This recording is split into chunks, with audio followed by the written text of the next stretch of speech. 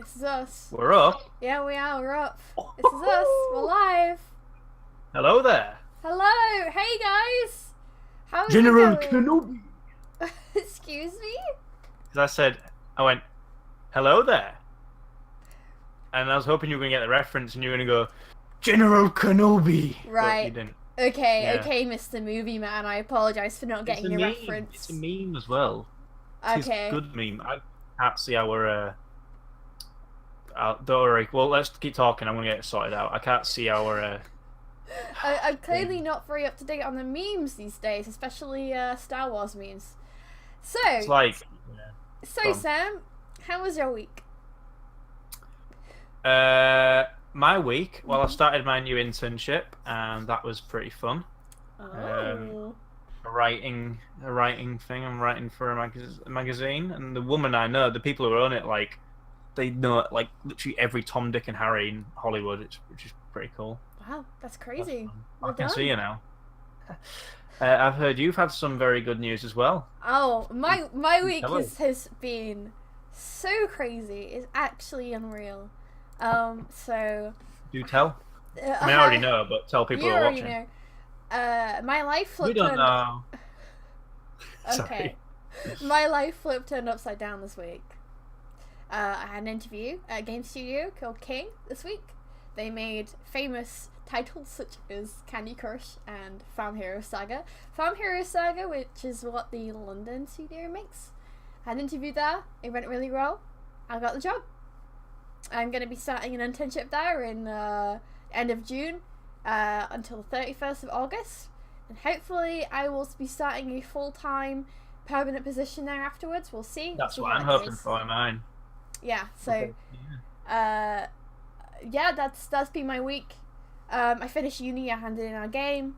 It's all done. Now I have a bunch of free time that I don't know how to fill. So We've got that's a podcast for. That's very true. That's what we've got a podcast for. Although I feel like I have a lot more free time than you do, Sam, since you have a job.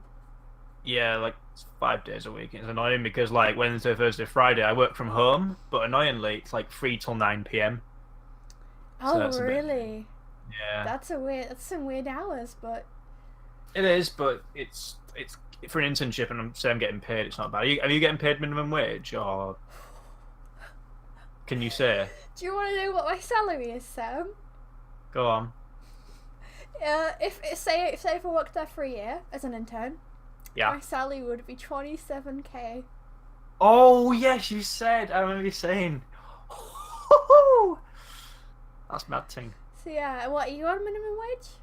Yeah, but like, it's not bad for an internship because most internships don't pay at all. It's true. So I can't really complain too much. I personally believe all interns should be paid. I think it Yeah, should be yeah. illegal to hire people and get them to do the work that full-time people would do and not pay them. Exactly, I completely agree with you. Very Anyway, much so. that is Let's get besides into the point. Let's get real into talk. business. I'm gonna pour myself a drink. I got some Dewey KD. Classy lady. Oh, I've got my cordial again. Nice, nice. Got cordial. And the first thing I want to talk about tonight, no spoilers, because we did mention this last time we podcasted. We did leave the podcast a week and a day this time to speak. But, and that's how I mentioned Avengers and how I wanted to see it. And I've seen it. Avengers and you've seen it. Infinity War. Well, sorry. And you've seen it as I well. have seen it. Yes, I saw it. I saw it at midnight, and then I went to go see it again because I was so tired. And I was like, I can't properly register it, so I watched it again. And actually, going for a second time helped a bit. But I mean, I was pretty tired. But Infinity War is a lot to take in, and I it is. understand It's a why long you film see it as well. twice. Mm-hmm. like 2 hours and 40 minutes. It is a long. I mean, where are you at in the Marvel? Like, obviously no spoilers, but where are you at, like, in terms of what Marvel films have you seen leading up to Infinity War? Well, I think it's easier to say what I haven't seen. I Okay. haven't seen Thor Ragnarok. Oh, dude.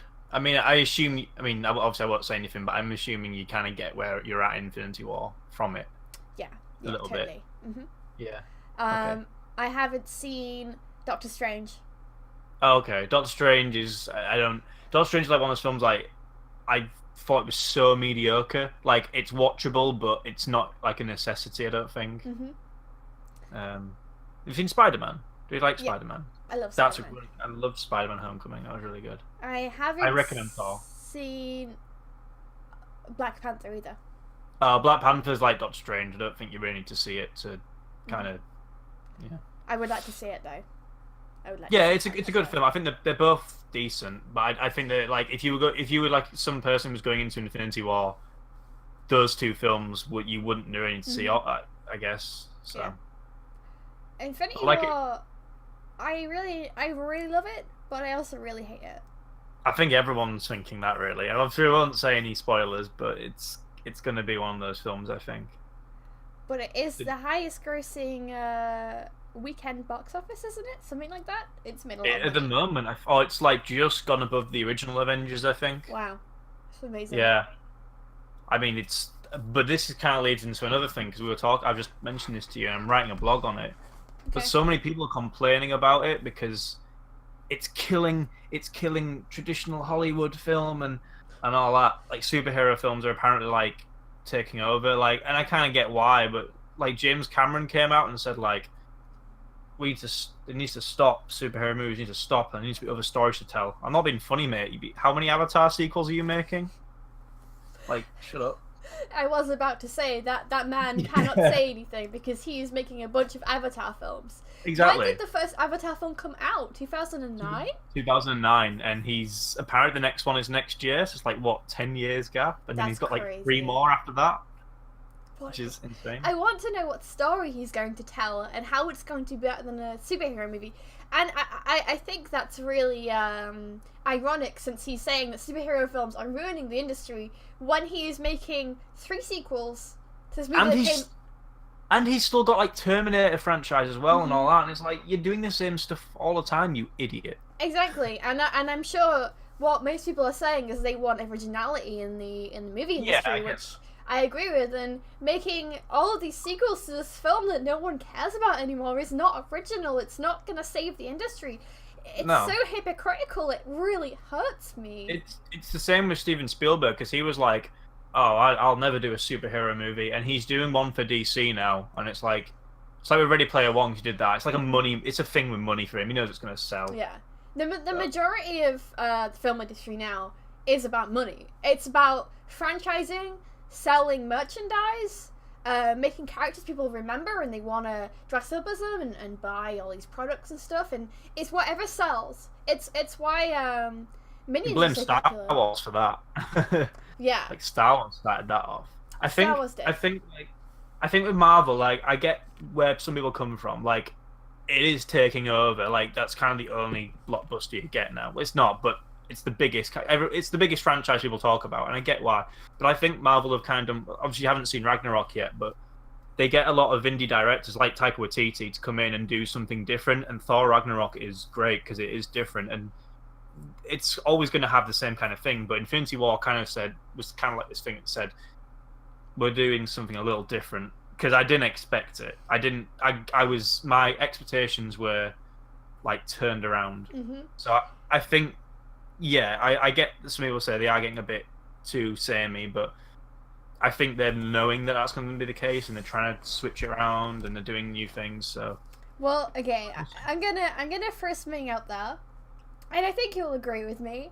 I think if any superhero films or franchises is going to ruin the industry or is ruining the industry and setting a really low standard, it's DC.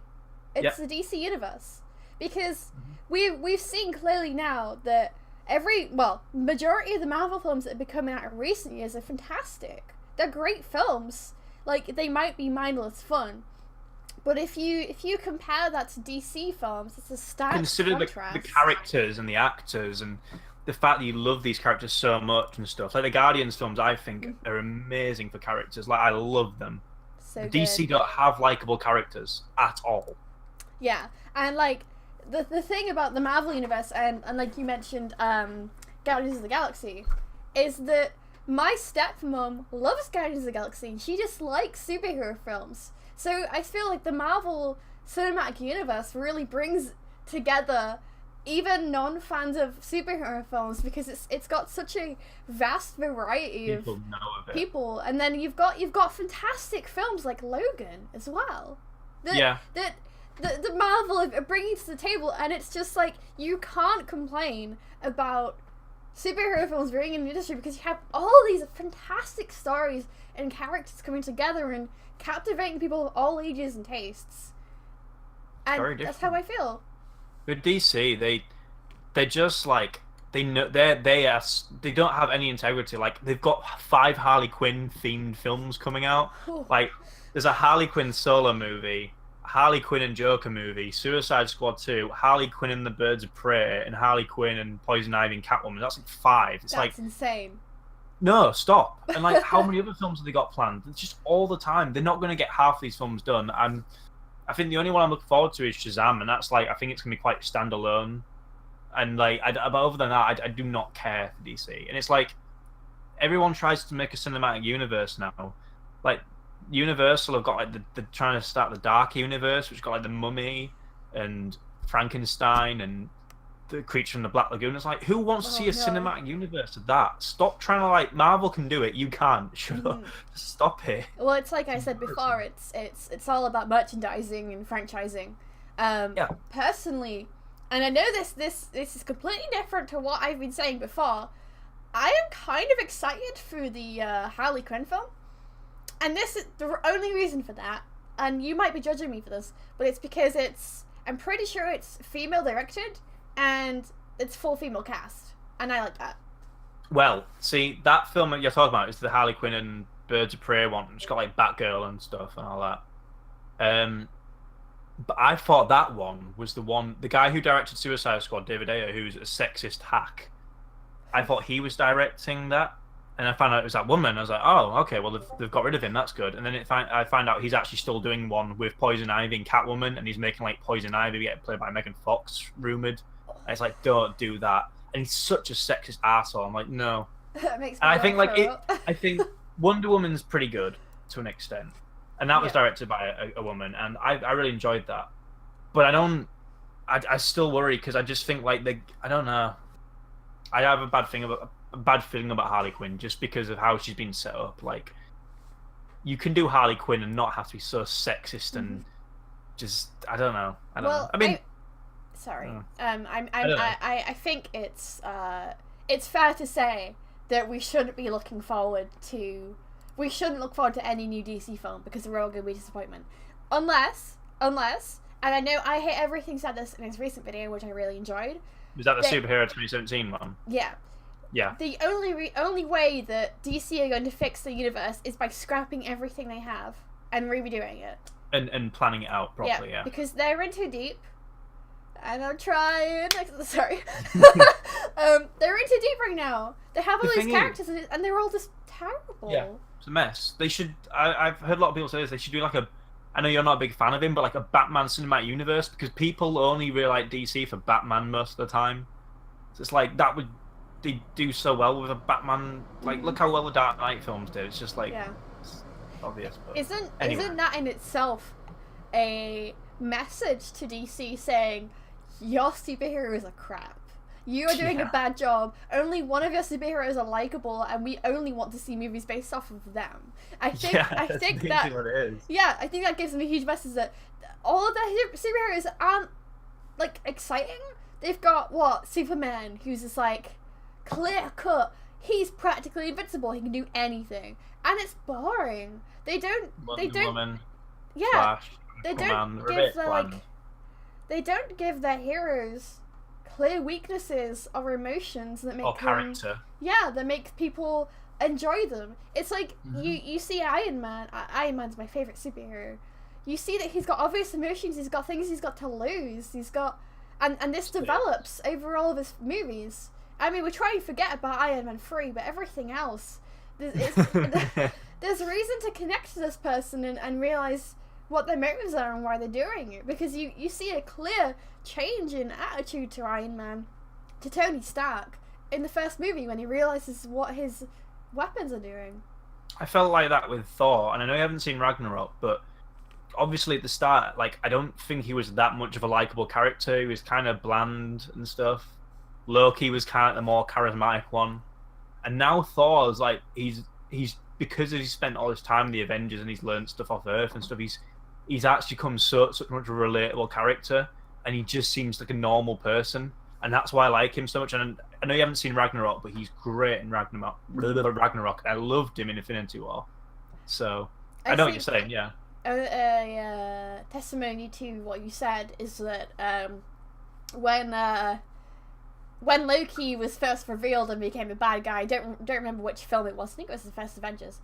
It was in the first Thor film, like near the end, like he kind of like was like revealed he was. But like I thought he didn't come across as a bad guy to me. Right, you see. He just wanted his father's love and stuff and all that. But if you went back in time, and you went back in time to the trailers, to when the films were in cinemas and stuff, and you went onto Tumblr, you would see every single Tumblr account fangirling over Loki and how amazing and how much they love him because he had a personality and he had a motive.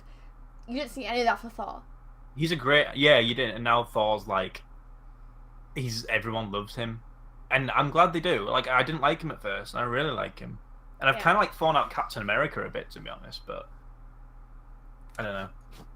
The Guardians are great. Star-Lord is amazing. Oh. I love Star-Lord. So I love all of them, but Star-Lord is like, I don't know, something about him. I think it's because he's like a guy he's kind of an outcast, I guess.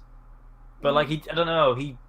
I just think that he seemed like one of those characters I can get on really well with in a bar if I went out for drinks with him. Definitely, I agree with you there. Yeah, Star-Lord's relatable because he's a human being. Well, half human that came from planet Earth, and we saw that. I think it's the whole thing. I likes music and stuff, and he loves all his pop culture and all that, and he's in a different world. Like I don't know. I think it's like I don't know what it is about. This is why I love Guardians. There's something so special about it. Mm-hmm. Sorry, I'm just moving my mic right now. Hi. Wow, goodness gracious me! You did not need to do that, Sam. There we go.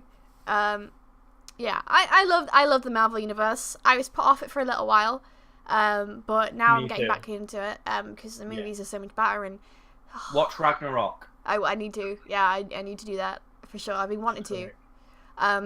Spider-Man. Yes, Spider-Man's very good.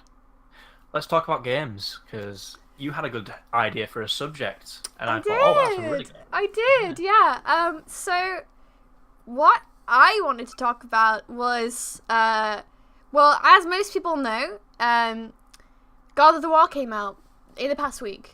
It has been so successful, and everyone who's had their hands on it loves it because it's such a fantastic single-player cinematic experience. I haven't been able to play it yet. I've seen gameplay, I've seen reviews, I've seen, things on Twitter.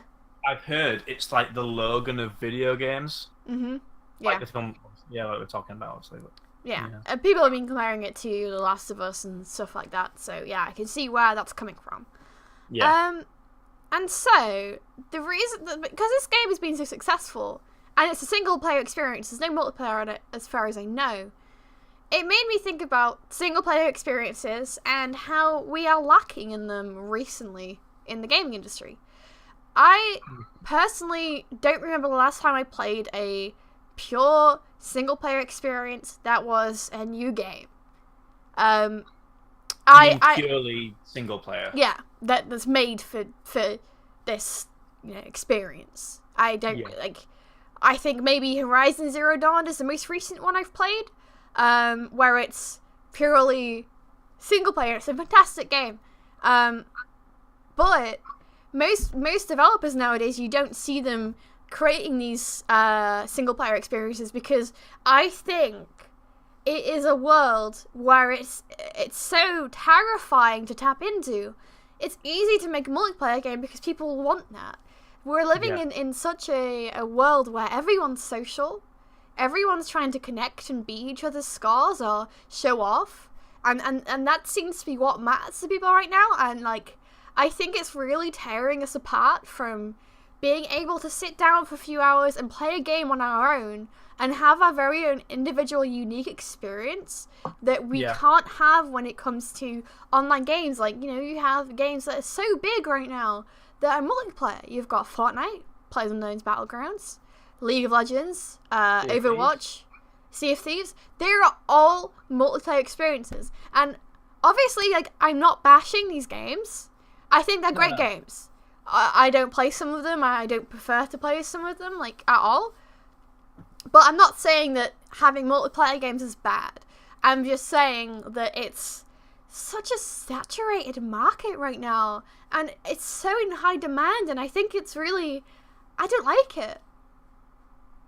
Yeah. And you know what? It's funny you should come up with this subject, and this is why I was so like eager to do it, because recently I've been playing through all the Batman Arkham games, and I got to it was the third one they released that was like the prequel, that was done by a different developer, and obviously these games have all been single player, and I remember when I got it up, it's obviously backwards compatible, and I got it up and the multiplayer option was there. I was like, I don't remember there being multiplayer on this game, and then I remembered So this game had done so well as a single player game, they just had to throw multiplayer in there, and it was awful. Mm-hmm. And I think Uncharted 4 did that as well. I didn't mind it too much, but I'm like, you don't have to throw this stuff to like, what are you doing? Are you moving the... I am having a mess around right now. Don't mind me. Keep talking. I'm listening. That's cool. I just feel like they just throw it in needlessly. Mm-hmm. And it doesn't take away from the fact, I do have this single player experience, but I just feel like it I don't know, I feel it's more special. You don't have to just throw multiplayer in all the time. I mean, you putting the multiplayer mode in could distract you from doing something in the single player mode that could have been much better, or something like that. And some people might like these multiplayer modes, but I don't know, I think it's very... to me, that sounds like game companies trying to make extra money off of multiplayer being such a fad. Like, microtransactions. And it like, all right. I'm saying this as a person who's going to work in an industry where microtransactions are big. The company I'm going to work for is a free-to-play game, but you can pay money in it, which I think is fine. Yeah, I think that's fair. But you've got games like Uncharted 4. I don't know if there's microtransactions in it, or, you know, what the Batman games you're playing, where it's like they're shoehorning, or I don't know what the word is. They're just placing multiplayer in the game, where it just doesn't work. It's clearly forced, and they add, you know, I've not played these games online at all, so I could be making this up. But you do see games that put multiplayer in just for the sake of it, and they add microtransactions in them where it's not needed. Mm-hmm. And I think microtransactions are fine, but if the game's free, if the game's not free, then that's where I have that's where I have a problem. Yeah. I think. Yeah. I mean, Star Wars Battlefront 2 is. I mean, just the EA Star Wars Battlefront, they started off doing multiplayer only, and people wanted a single player, and they gave us a single player. And I still think they put more effort into making that multiplayer, and I get why. Yeah. But it just, the campaign, I don't know if you played it, it's so bland and boring, and I mean, I didn't expect much, but I just felt like you should learn from the... And I know, like, obviously, if they want to concentrate on doing multiplayer, they should. They shouldn't just throw single player in and make a really bad job. I'd rather not have it all if you're going to make it terrible. Speaking of... because obviously the Star Wars Battlefront games that you see recently are remakes. And it's a stark contrast between the new ones and the old ones, because the classic PS2 games... I played them on PS2. Amazing. The single player was fantastic. Mm-hmm. From what I remember, it's been a long time. Both of them were fantastic. Mm-hmm. Yeah. Those games were some of my favorite games ever, and then EA came and... I mean, they look beautiful, EA's games, but they're still shite. Yeah. I don't want to trash talk companies as a game designer, as someone who wants to go in the industry, but I agree with you. And like we were saying microtransactions earlier, people make multiplayer games because they can put microtransactions in them. You can't put microtransactions in a single player game unless you're giving them DLC. And so it's an easier way to make money, obviously. So, Yeah. and it's dangerous. Like, you got Overwatch, where you can either level up and get a loot box, or you can pay money and get a loot box, so you get all the skins. Personally, I was very, very angry when that game came out. I bought it myself. £50 for this game. And you don't get all the skins. You have to save up for them or pay for them. And I think that's abysmal. And but it makes sense. I understand why they do it. I get it. I get it. But I hate it. I hate it so much. It disgusts me as someone going into that industry and thinking I could be working for a company where they're charging this huge amount of money for a game and then charging even more inside of the game, even if it's not like it's a skin. Yeah, I think this is something that's been happening for years, though, and I don't think people don't. I mean, the companies don't seem to learn, but I don't think they really care. If they know that the game's gonna sell, they're not gonna give a crap. Do you know what I mean? And people are going to spend a lot of money. Mm-hmm. There are people out there who will do it. They might not agree with it. I mean, I've done it before. I've got to the point I don't agree with that, but I've done it. And it's like an addiction in a way. So there are people who are addicted to microtransactions. Mm-hmm. That's scary as well. It's gambling. Yeah. I think they were going to try and get outlawed at one point, weren't they? Yeah. Because it was a form of gambling. Mm-hmm. That's strange. I was personally hoping that they were going to make it a form of gambling. I was rooting for them. Yeah. Because obviously, my course, everyone plays games on it, and we all had a massive discussion. And some people that I was very close to, and still am, obviously, I'm friends with them, didn't think that there should be a form of gambling, but I think they should be, because it's very clearly gambling and putting money into a game to get a random item that you might or might not want, and it's addicting. You can't hear me? Oh no. Oh yeah, you've frozen. Hello? Uh-oh. Technical difficulties, guys. It's okay. Hello? Hello. You're back. You're back. Hello. It wasn't me. It was you, by the way. Was it? I'm pretty sure it was you. I don't know. It could have been you, but I'm pretty sure it was you. Commercial break. I knew some friends who were against people making it gambling, and I disagreed with them. But it's kind of crazy how the difference in opinions is. But you are essentially paying money to get something that you might or might not want, and I don't think it's very good. I don't like it. But the thing, I mean, I don't know what you think, but I'll always prefer single player. What was my... Sorry? I'll always prefer single player. Mm-hmm. That's the thing. There's some of the greatest experience I've ever had in my life through playing a single player game. It just sounds so... It's true. Like, I'm looking at some of my games and I'm thinking, oh, I love that. And then when you just force like multiplayer into it, it doesn't. I mean, you don't have to play the multiplayer, but it just makes you think that. I don't know. And microtransactions make it worse. That's the thing. Well, let's go back to single player experiences. My favorite ever single player experience has been Kingdom Hearts. Kingdom Hearts 2 more specifically. I love that game. I watched Elliot play them. You know, Elliot. I watched him all summer last year. I watched him play them through them, and I'll admit, I was glued. I was pretty glued. Very fun games. Yeah, they seem it. So yeah. I don't know what mine would be. I always loved the BioShock games just because the story was so. I mean, as someone who wants to go into film, I felt it was so cinematic, and the way they were wrote was like a film. It was like playing a movie in a way. Mm-hmm. I think that's not just with BioShock. There's so many games that are like that. I remember you being a huge fan of BioShock and always talking to me about it at school.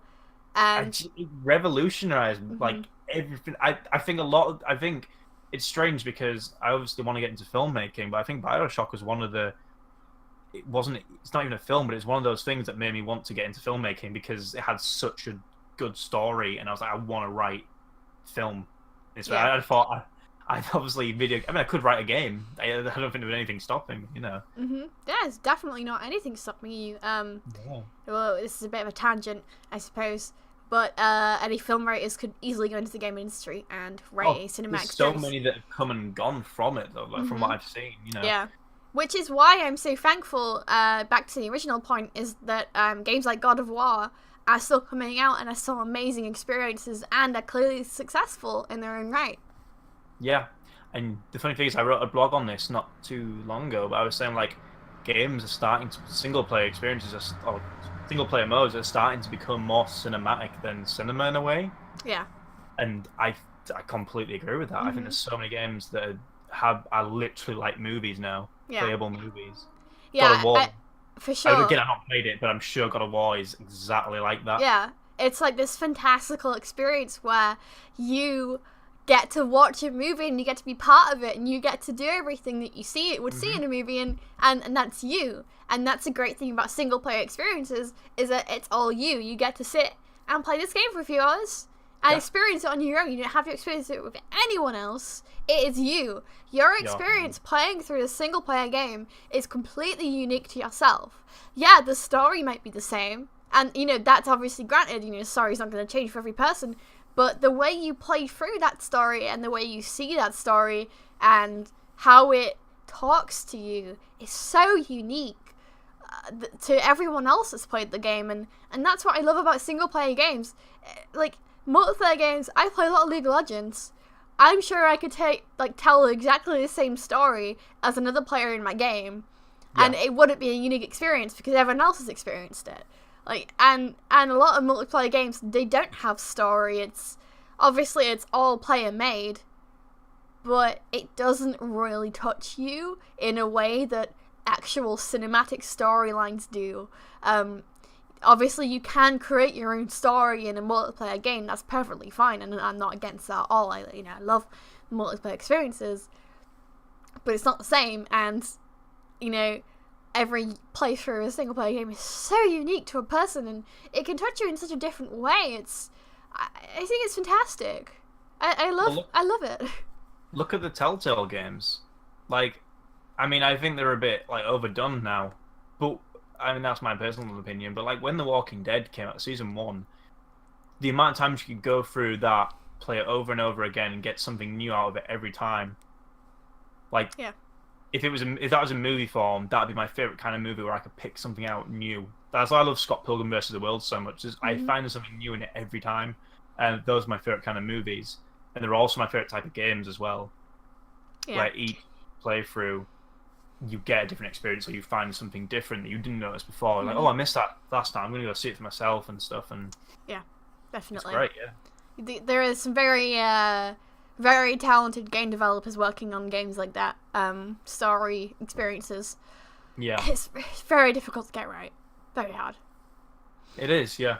I envy anyone who does work in that industry. Like I say, it can't be too different from writing a film. I think it's got a lot more layers to it. Definitely, you've got to consider the player properly when you're writing a game like that. Personally, I really enjoy environmental storytelling.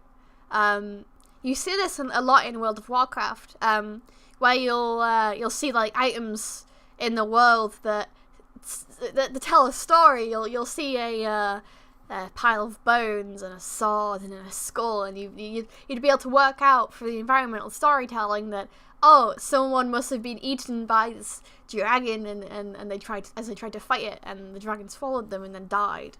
And I personally love that in my own design. I love doing that. It's a lot of fun. You don't. It's not Easter eggs, but it's like I said, it's something you can add there that people will notice and think, well, you don't have to go and have a look at that thing, but it's there, and it could tell you a lot more about the world you're in and stuff. It adds a whole separate layer to the story, and obviously, you don't have to pay attention to it. Most people are going to overlook any environmental cues of, this thing happened here, and it's this cool little story that it comes away from the main story that you're playing, and most people won't pay attention to it, and that's fine, but it's still a lot of fun, and it's not something you can do in film.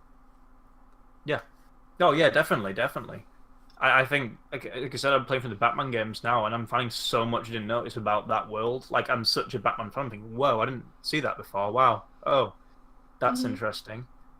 Yeah, it tells you a lot more about the world, and you can get something out of that. Very enriching. I actually had a guest lecture by one of the developers of one of the Batman Arkham games. Ooh, really? Yeah, I did, and she what she did was she designed all the little Easter eggs in the game, which did add to the story. So very similar to Those are like my favorite bits as well. Like, so I love them so much. she helped design. I think it was like this pop-up box that Harley Quinn has, where it's like a music box and then no, I think it was just a music box that Harley Quinn has. You can find it, and it tells like a little story, like she's singing a song. Yeah. She showed us a clip of it, and it was really cool because it really players don't have to find these things and look into it. They don't have to. Most people aren't. Most people just aren't gonna be bothered. But it's these little bits of detail that just amaze me, and I think it's definitely something you obviously you can't find it in film, and you can't most of the time find it in multiplayer experiences. Really, like these little things. I think single player really. People might not really think that it does, but it adds such an extra layer to gaming that multiplayer just can't do. Do you remember Just Cause 2? Oh my god, are you going to talk about the Pie Island? Or is it something else? It was going to be that and loads of other stuff. But that game, and I guess you could give it to the map as well, but I guess the idea of the game generally is it's just stupid. Like, it's such a silly and stupid game, but it feels like you're playing a B movie, but at the same time, I believe that world and all the stupid stuff in it, like the beach square, like the Pie Island, like the underwater lamppost and stuff. All that stuff I love, and I always used to go, when I used to start a new game, as soon as the world was open to me, I'm like, right, I'm going to find all this stuff first. Yeah. I mean, no one really played it for the story. I mean, even when you did play the story, at the ending mission, you're like there's those two like nukes, and one of the bosses on one of the nuke, and you're on the other, and you got to like kill him as you're flying on these nukes. Like, it's so stupid, but I just remember that world being so enriching. Just some of the stuff you could find in it was amazing. I loved it. It's kind of similar to GTA 5, how in the storyline there's so much stuff you can discover that you wouldn't have otherwise. It's like, I think there's a ghost and there's an alien, you can get abducted and things like that. There's one where it's like at night time where you hear girls singing this creepy tune and oh, what?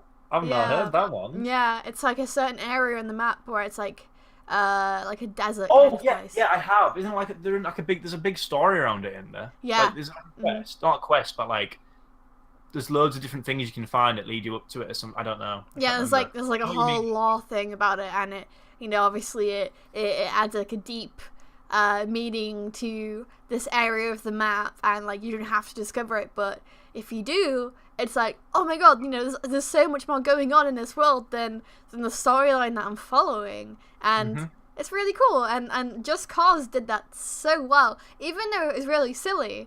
I loved that game because of the Easter eggs. It's such a good game. Red Dead Redemption is another one. I know it's still Rockstar, but like that game, and just, I mean, I'm a big like lover of like the Wild West and all that, but some of the stuff they put into that game is so, they really did their research. Like, just every little thing, and there's so much you can find in it. It's like I remember the Undead Nightmare as well. I know it's silly, but even then they did so much to get that world right. Like, it was the same world, but it had zombies and there was a mythological creatures like the Sasquatch and all that stuff. Rockstar are very good at that. They're very good at adding detail and researching and understanding the world that they're creating and making the player feel as if they're part of it. I loved Red Dead Redemption. It was a fantastic game. Yeah. The LA Noire as well. I mean, that was, it's not like Red Dead or Grand Theft Auto, but Jesus, that was such a fun game, like being like a 1950s detective. And again, they got all the history right, and just everything, it just looked amazing. You actually felt like a detective. I've not played it myself, but however, you can now play it in VR, which is very interesting. You can. Have you seen some of the videos? Yeah, I have. Amazing. That's very funny. But yeah, I think it's been really nice talking about the single player games because it's not something I really dabble in often enough. I should do it more. I want to get God of War. Obviously, it's expensive. I don't have the money right now, but that's okay. I really want Monster Hunter. Obviously, Monster Hunter can be played with friends online, but I feel like Monster Hunter can be a fantastic single player experience as well. I think co-op games are quite good. You can do a lot of co-op games in single player, and I don't mind because I guess you're sharing the experience with a friend. Yeah. So that's not too bad. Yeah. Yeah, I agree. I agree. Like co-op games can be really fun. There's a big difference between co-op, single player, and multiplayer games. Definitely. Yeah, they're three different things completely. Yeah. Can't remember what I was gonna say now. But I would like to play through Monster Hunter. Obviously, the lore and the story isn't going to be nearly as deep as God of War, which is what started this conversation, or say The Last of Us, which I love. And I really hope that the game industry delves deeper into single player and story experiences and like making them like even more cinematic and fantastical to play through, because I don't want these kinds of games to die out. I don't think they will, but they could. Considering, obviously, you know, the gaming industry, it's all business. People want to make money. They want to receive the money that they put time into making this game from. It's kind of scary, and we need more game developers that are so passionate about these experiences and are willing to put everything on the line to really create something for their players. Yeah, I couldn't agree more. I think God of War, knowing how well it's done, might help change that. You never know. Let's hope. Yeah. People might get some inspiration, I guess. So, as that was my topic, and I did a lot of talking there, is there anything else you would want to bring up? Not that I can think of. I guess, like, I don't know. I mean, what time are we on? We've been talking for 40 minutes. Ooh. Do you want to stay on for like 10 minutes or so? I was going to say, I think I mentioned this to you last week after our last podcast, but obviously we do two completely different kind of things. I'm movies, you're games, and I thought it'd be quite interesting to talk about like what are our like experiences in terms of like what are our like production experiences, what are they like how do you start off something, sure. how do you I thought that'd be quite interesting to talk about because we do two different things, you know. Definitely. So do you want to start? Yeah, I mean, I make films. They're not the best films, but it always starts with an idea. I mean, that's with anything, I guess. And then you've got to put it onto paper, and it's kind of a difficult experience for me because if I get one idea, I'll have it. Yeah, that's really good. And I'll come up with it, and then when you actually sit down to do it, it's like ugh. It's great in your head, but when you actually try and put it onto paper, it's annoying. And then sometimes you get other ideas that come into your head and such, and it becomes a bit frustrating. With Best Friend, the last film, it just came to me like that, and I had this thing where I was like, I've got to do it, and I was typing it all up, and I did it in like a week, and then I went back and did a couple of other drafts, but it's screenwriting is quite difficult because, and I don't think it's just me, but writer's block. I'm the same with like game writers as well. Like writer's block is it's an absolute ass to put up with. But once you've got that done and you can get the people to be a part of it, and as you know, you've been part of it. Yes. So like getting people involved and like working with people. I know obviously I work with quite a lot of my friends to do them, but when you do work with people, you can get a lot of. It's an interesting process. And as a director, I mean, I've learned a lot. But Best Friend, which was a documentary, was so interesting to me as a director because I was trying to make it so much like a believable documentary, and at the same time, I'm behind the camera doing the directing, and Kyle is the one who's supposed to be silly and stupid. So I'm trying to make him be, you're the one who's going to make this stupid. I'm going to want me the one who makes it look really serious. And it's filmmaking is really interesting in that way. I think I need to have more experience with it, but I think every time I do it, I always learn something new. Yeah, definitely. I've started with Pop Man, which, to be honest, was just something I thought I'm going to do this for a laugh, and then I enjoyed it. And then the Batman films were just something I thought it's just something I enjoy. A Best Friend, I think, was the one where I felt I know what kind of type of film I want to make, and I know It's not the best work I've done, but I think it's the best work I've done. I could have done better, but it's one of those films I think this is the one that I think is going to probably kickstart me off. Yeah. Because I know where I want to go with filmmaking now. Mm-hmm. And such. That's great. It's interesting. How about you? Well, first of all, post-production. Oh, I forgot what post-production. Because that's obviously another step, isn't it? It is, yeah. Hey, see, that's the one. Oh, I don't hate post-production. I actually enjoy it. I enjoy the editing, but with me, because I don't reshoot stuff. Well, I do, but because it's hard to do reshooting sometimes because people have commitments and stuff, and I don't have the money. I sometimes have to make do with what I've got. Best Friend, we did quite a bit of reshoot actually. Some of it didn't come out as good as I wanted to, but if I didn't go back and reshoot it, it would have looked awful. Mm-hmm. So the editing process is quite fun. What I normally do is I do a lot of my stuff on iMovie first, just to kind of put it all together. Then I go on to what do I have? I can't remember what it's called now. I've got like I've got something. It's like a really I can't be asked finding it now, but like it's good editing software, and it just makes look nicer. So I go through a process of editing it twice in different programs, and then and I get someone to do my music for me, and I edited that in. And sounds like a lot of work. Yeah, but it pays off. Like you do get, and you'll know, you get a real sense of achievement. Oh, definitely. Finish something you're proud of, you know. Yeah. So yeah, when it comes to me, I'm glad you've had a good time, Ed. Yeah, I don't know why this chat's been dead. I didn't realize. For me, development process is, I suppose, like it's very comparable with filmmaking, in a sense. We concept, and we find a concept we love, and we start developing. We prototype it. We hold a bunch of meetings and talk about it and what we want out of this project, and what we all want to contribute to it. That's a big thing. And then we start working on it, and then we get tired of it. I think it's really normal in game dev to work on something you initially love and then get bored of it.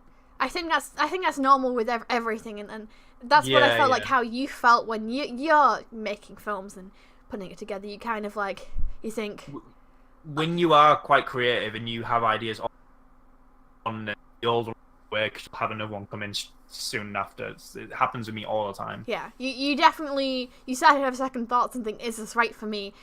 Is this concept good? Are people going to enjoy it? But then you end up fighting past that part. With game development, after concepting, you start putting things in the engine, you start testing and whiteboxing it, which is basically filling the whole world and shaping it with cubes so that you know where everything's going to go, what it's going to look like in the end. And you test the whiteboxing, and then when it works and when it's something you're really proud of, you start putting assets in, which the artists make, and then you start filling up the world and make it look like how you want to, make it colourful, whatever. You add the programming in, the mechanics, and you start to get the feel of how it works. Test. You end up changing a bunch of stuff.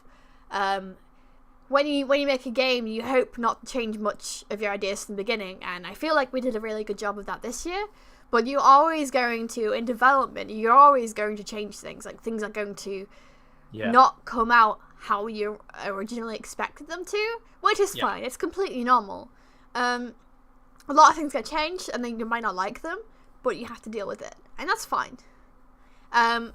As a designer, I am making that game until the very bitter end, which is kind of fun but also stressful. Artists, they can sit and make assets and then hand them over to designers to put in the game. But most of the time, towards the end of the process, they can stop and they can do their own thing. As a designer, I have to keep working and fixing the levels and mechanics and making sure everything still works. This year I had constant playtesters on my level and other levels to find colliders that weren't there and see if they could break it and things like that. It's this whole thing, and then suddenly you're finished. Suddenly it's done. You've still got bugs, which, can be fixed. I've only had experience in games as an education, so obviously we have a deadline, and by that deadline we have to be finished. Even if there's still bugs in the game, it's fine. You're gonna have bugs in every game. You know, have you ever played a Bethesda game? Yeah. And that's kind of it. It's concepting, prototyping, and then just full on development until the very end. Sounds taxing. It's. I guess. I love it. Taxing, but you sign yourself up. You sign yourself up for it because you enjoy it. I love it, but I hate it. I'm very passionate about it. I'm very passionate about games. I love games. I think that's the same that anyone, like most people who work on games can say the same. They're so passionate that they will go through all of this crap to see something complete, and like even if it's not what they expected it to be, they're going to be so proud. I'm so proud of my projects. Like I could not be prouder of what I've achieved and what the people around me have achieved. It's fantastic. It's a great feeling. It is. I think that, like, I know everyone takes the mick out of me for my older films, but I'm well proud of them. To say that I went out and made them with no money and was so ambitious to get people together to make them and just do them and so headstrong, I'm like, you know what? They're not great, but hell, I've had a good time making them, and it's a very enriching experience. Yeah, really. You're one of the very few people that have gone out and done it and just been like, I don't care how this turns out, I want to do it because I love doing it. Yeah. And it might be stressful, it might be taxing on my time, I'm gonna hate it at some parts. I hated Undergrowth for a while. I love it now. It's normal to hate something you work on because you've put all of your time and effort into it, and sometimes it just doesn't turn out how you wanted it to. But that's fine. That's how the development process works. You have to fail. You evolve. Yeah, you have to fail and learn from your failures, and no matter how good you think you are, you're always going to fail, and you're always going to have a lesson to learn for your next project. Always. Yeah. And that's... Sorry, go on. That's what I love about game dev. You know, I am so desperate to start making the game right now. I can't believe it. It was so stressful for me working on Undergrowth, but now it's over. I'm like, I don't want it to be over. I want to be working on this game right now. Yeah. But that's where you think, well, next project's got to come, and I'm going to do even better in that. That's how I see it. Yeah. Well, my next project's going to be in the industry, so... I know. Look at you. Whatever I make is going to be played... Mine, kind of. Yeah, exactly. I'm going to London to make a film of all these people, and it's going to get shown and stuff, so... Yeah, it's crazy. Hopefully I'll see you there. Yeah. Onward and upward. I'm going to be making levels that are going to be played by millions of people. Oh yeah, you'll be there in August, will you? Or did you say you're finishing all? You'll be done in my August? last day. Well, my last day if I don't get a permanent position is on the 31st of August. I'll come see you because my last week is that week. But if you are there, like, we definitely need to hang out for sure. Yeah. Look at us organising things on a podcast. I'll book you in for a 10:35. I would love to. I have weekends off. I'm pretty sure. Nice. I don't work weekends. Yeah, that's good for me. That's cool. So I think that's a good way to end it. I think.